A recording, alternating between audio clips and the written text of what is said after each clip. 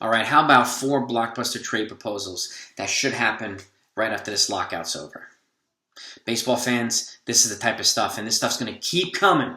I have a series of trade proposals for all the teams, or a lot of teams, after this video. So if you want to watch those and you're not subscribed to the channel yet, do that right now and hit the bell icon so you don't miss them. Okay.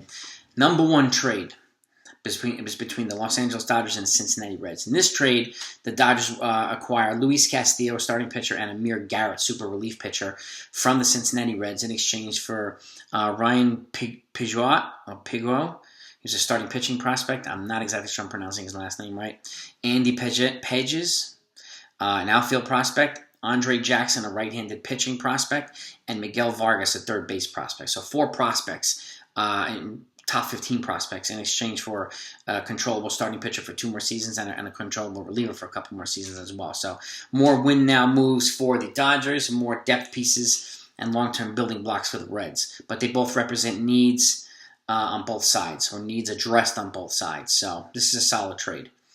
Number 2 involves the Miami Marlins and the Oakland A's. So in this situation, the Miami Marlins would acquire Matt Olson and third baseman Matt Chapman from the Oakland Athletics for Pablo Lopez, starting pitcher at major league level, Lewin Diaz, first base prospect, to replace Olson, Jake Eder, a left-handed pitching prospect, Jose Salas, a shortstop prospect, and J.J. Bleday, an outfield prospect. 3 of them three of those prospects are top 10s. So again, depth, but this is more of a aggressive move to kind of maybe vault themselves a little bit higher in the National League East, where they're giving the A's a boatload of controllable players in return to help kind of accelerate their constant rebuild.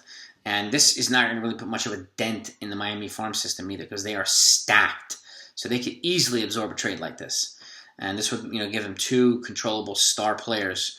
And they need offense. Okay, well, this is going to give them a hell of a lot of it. So that's a nice trade for them. Trade number 3 involves the Toronto Blue Jays and the Cleveland Indians. In this trade, the Toronto Blue Jays acquire Jose Ramirez, uber star, third base guy, and in exchange for Randall Grichuk, Alejandro Kirk, Gunnar Hoglund, and Jordan Groshans. A bunch of prospects and a major league player as well. This represents a hefty haul for the Toronto Blue Jays to give up, but they're kind of in a win-now mode, and Jose Ramirez puts them as close to being a top-flight contender as possible. So I could see a trade like this happening, or I can see them signing a Chris Bryant as well. So, but this right here represents an aggressive win-now move to put themselves in a position to win the AL East and go deep in the playoffs. And lastly, the number 4 trade involved the Yankees and the Arizona Diamondbacks.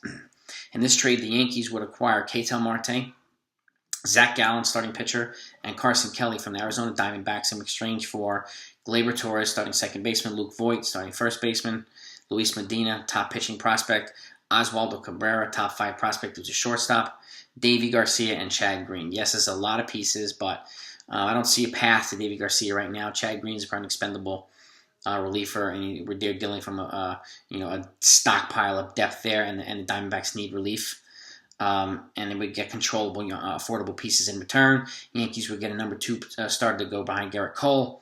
Carson Kelly, a starting pitcher, would allow them to move Gary Sanchez if they wanted to do that. And Ketel Marte, multiple position guy, young dynamic player. So Yankees would get 3 pieces and also give Arizona some payroll relief, and Arizona would get 6 building blocks in return. So depth for quality here, and also represents needs for both teams. All these trades represent needs for the teams that are acquiring the pieces that they're acquiring. So, but those are my 4 blockbuster trades. You let me know what you think. If you have any other blockbuster trades, put them in the comments down below. And again, you know what to do if you don't want to miss the next videos, because my next ones are going to be 3 trades for the Los Angeles Dodgers, 3 trades for the Miami Marlins, Boston Red Sox, New York Yankees, San Diego Padres. I got a bunch of other ones coming, so you don't want to miss them. Talk to you next time.